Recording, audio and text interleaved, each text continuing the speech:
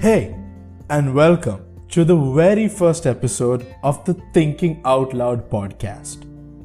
I am Rahul George, and in today's episode, I would like to talk about addiction, but not the kind you think. To know more, stay tuned.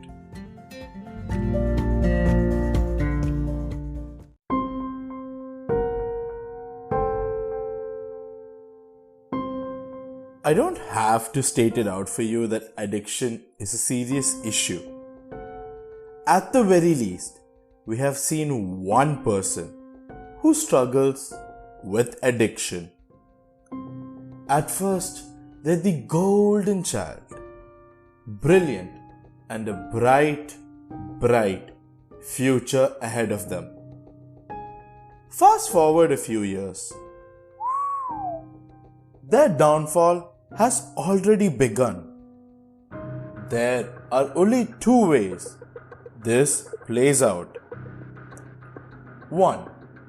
They fight it, overcome all the challenges, and emerge victorious.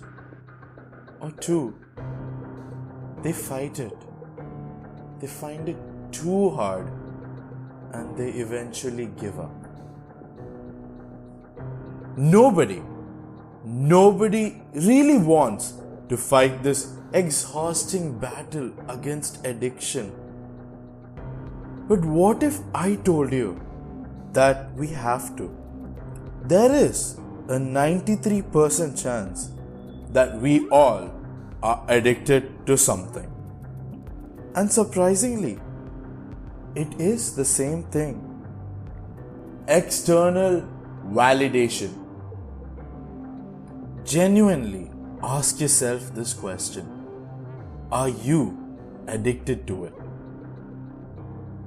I feel this issue has been getting out of hand, especially for our generation. I have seen people who are really good at something, some amazing designers, some amazing video editors. But all these people struggle with the same thing. They struggle to believe that they are good at it. They need the constant validation from other people. Don't get me wrong. Feeling happy when someone tells you something nice isn't bad at all. It is a natural reaction. To help you understand what I'm trying to convey, let's dive in a bit deeper into both the mindsets.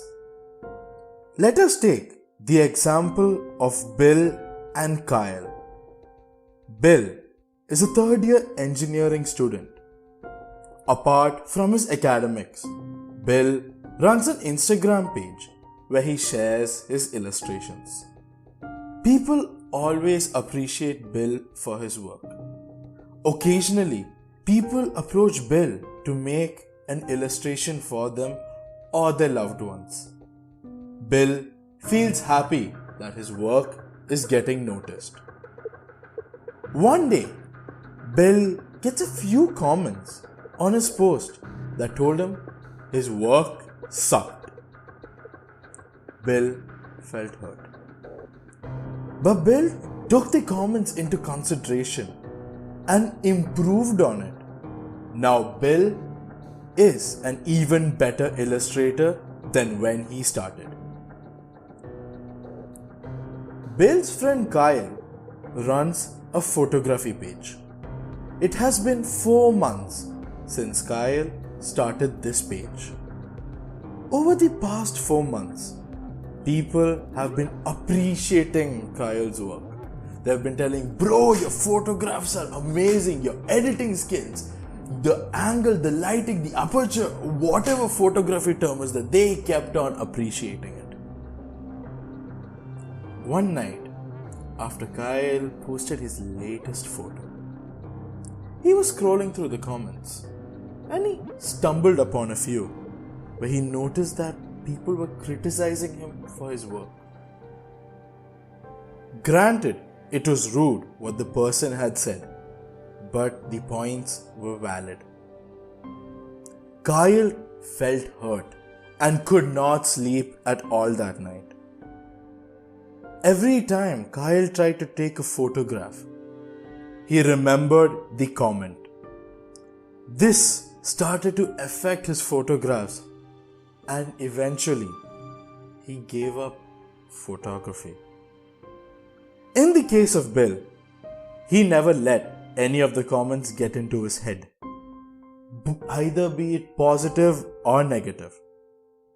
He kept on continuing as he loved to do illustrations.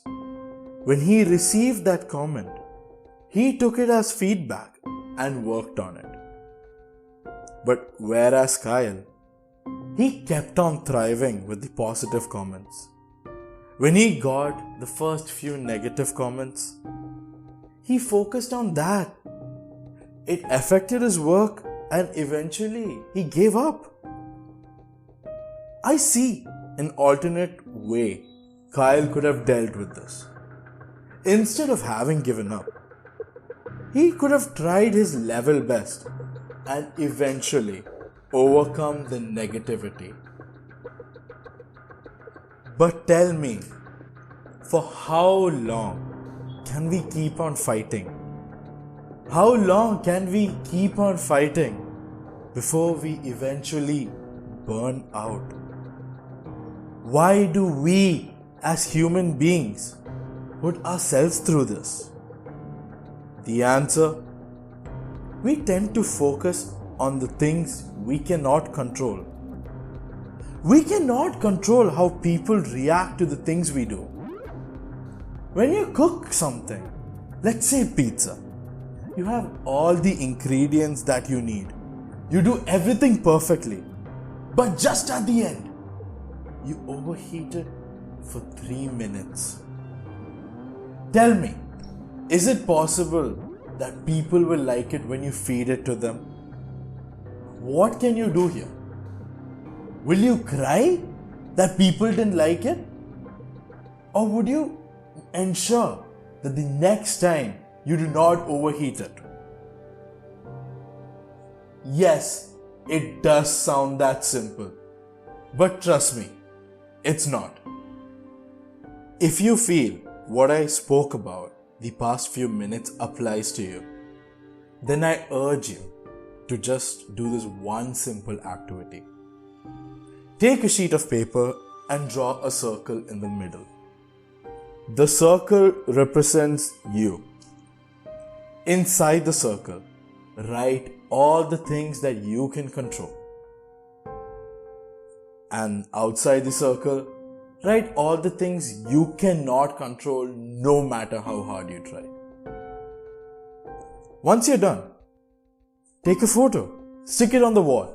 Make it your wallpaper even if you want to.